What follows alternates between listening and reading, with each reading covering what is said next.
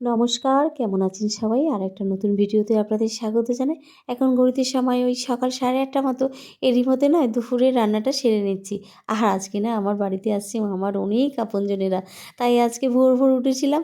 আর উঠে রান্নাটা সেরে নিয়ে আবার বেরিয়ে পড়েছি। এখন সময় ওই সকাল 9:30 মতো। এখন যাচ্ছি চিড়িয়াখানার উদ্দেশ্যে। আর কারা, কারা আসছে জানেন আজকে আমার বাড়িতে? আসছে আমার ৩ মা। ৩ মা বলতে আমার মা, আমার শাশুড়ি মা, আর আছে মানসীর বাবা মা, আর আছে আমার ভাই, আর আসবে আমার সোনা বাবা। তো এই আর কি। আর প্রথমে কথা হয়েছিল যেহেতু ওরা গাড়ি করে আসছে, তাই যেহেতু চিড়িয়াখানাটা আমার বাড়ি আসার আগেই পড়ে, তাই বলেছিল ভাই যে চিড়িয়াখানায় প্রথমে যাব, তারপর ওখান থেকে তারপর তোদের ওখানে যাব। তাই আর কি আমি চিড়িয়াখানায় এসেছি। আর এই যে মা, আরে মা তো এখন নয় বাসে সেভাবে আসতেই পারে না, তাই আর কি যখনই গাড়ি করে মালতীরা আসে মায়েদের সাথে মাকেও নিয়ে আসা হয়, এই আর কি। আর আমার সোনা বাবা তো প্রথমে আমাকে দেখে একটু লজ্জাই পাচ্ছিল। ও মা, তুই কি করছিস আমার?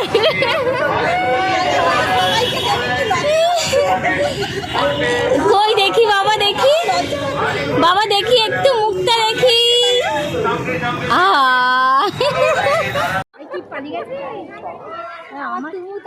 মানুষই প্রথম থেকেই বলেছিল দিদিভাই তোমাকে সব রান্না করতে হবে না, তুমি বরং দুপুরের রান্নাটা করো, আর আমি না সকালে টিফিনটা বানিয়ে নিয়ে যাব, তাহলে তোমারও আসতে দেরি হবে না আর আমাদেরও যেতে দেরি হবে না, এই আর কি। আর মানুষই দেখুন টিফিনে কত কিছু বানিয়েছে, মানে পরোটা, আর এখানে ছিল ফুলকপি আলুর তরকারি, আর সাথে ছিল মিষ্টি। আর প্রথমে চিড়িয়াখানায় এসেই না বেশ পিকনিক পিকনিক ফিল হচ্ছিল, সবাই মিলে অনেক দিন পর একটা জায়গায় বসে খাওয়া দাওয়া, আবার রোদ্দুরে। আর আমার সোনা বাবা দেখুন, ও সোনা বাবা না এই চিড়িয়াখানায় এসে ভীষণ খুশি হয়েছে। হ্যাঁ, মানে ওই যে খোলামেলা না। আর সাথে না আমার জায়ের ছেলেও এসেছিলো, মানে আমার ছোটো জায়ের ছেলে, ওরও পরীক্ষা হয়ে গেছিলো, আর ওরা আসছে শুনে ও নয় ঠাকুমার সাথে এসেছে। আমার বাড়ি থেকে না সেভাবে না কেউই আমার বাড়িতে খুব একটা আসে না, ওই বছরে একবার আমার ভাই আর মা, মানসী সবাই মিলে একসাথেই আসে। আর যখন নয় সবাই মিলে ওরা আসে না, দিনগুলো যে কীভাবে কেটে যায় বুঝতেই দেখো না।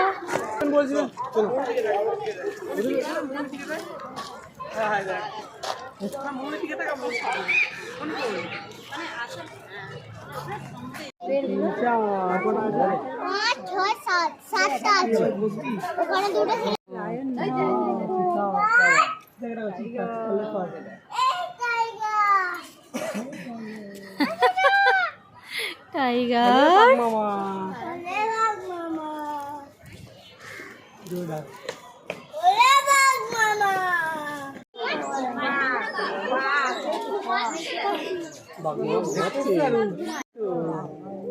কি করছে বাঘ মামাটা? শোনা বাবা, এখানটা দেখ, এখানটা অনেকক্ষণ দাঁড়া, শোনা বাঘটা কেমন করছে বাবা, বাঘটা কেমন করছে? দাঁড়াও না,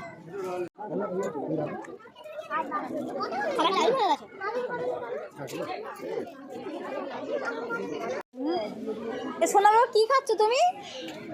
ভুট্টা ভাজা খাচ্ছ? দেখো দেখো আমার ব্যাঙের মতো কেমন লাফাচ্ছে দেখো।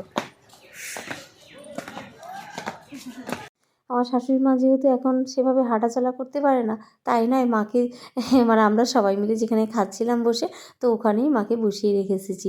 তাই চেষ্টা করেছিলাম খুব তাড়াতাড়ি, হ্যাঁ, মানে চিড়িয়াখানা থেকে যাতে বেরিয়ে যেতে পারি।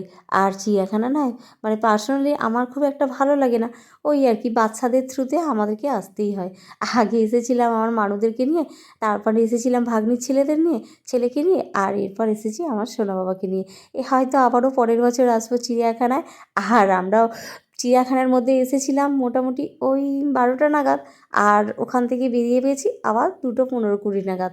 আর তারপর সবাই মিলে এসেছিলাম আমার বাড়িতে। আর আসার পর নয় কোনো ভিডিওই করা হয়নি। মানসী আর ভাই ও চিড়িয়াখানা থেকে একটা কাজের জন্য একটা জায়গায় গিয়েছিল, আর সোনা বাবা যেহেতু আমাদের সাথেই চলে এসেছিলো, তাই আর কি ওকে সামলাতে ভিডিও করতেই ভুলে গেছিলাম।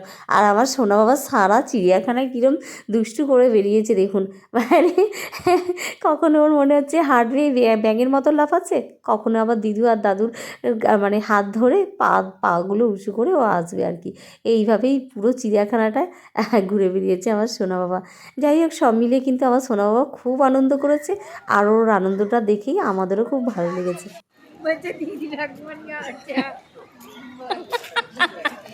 ও দিদু, দিদু আর দাদাই একটু পিছন দিকে তাকাও। দিদু দাদাই পিছন দিকে তাকাও। আমার ভাই তো প্রথমে এইভাবে ভিডিও করতেই চাইছিল না, আমি ওদেরকে জোর করে বললাম তোরা এইভাবে হাত ধরে একটু সোনা বাবার হাত ধরে হাঁট, একটা রিলস বানিয়ে দিই। এই রিলসটা অলরেডি আপনাদের সাথে শেয়ার করেছিলাম। এখন যখন ভিডিওটা এডিট করতে বসেছি তখন না আমার সোনা বাবা আমার বাড়ি থেকে তার বাড়িতে চলে গেছে, কিন্তু তাও দেখুন এই ভিডিওর মাধ্যমে মনে হয় সেই হারানো দিনগুলো আবার ফিরে পেয়ে গেলাম। তো ভিডিওটা কেমন লাগলো অবশ্যই কিন্তু জানাতে ভুলবেন না। আর সবাই সুস্থ থাকবেন, ভালো থাকবেন। এখনের মতো টাটা।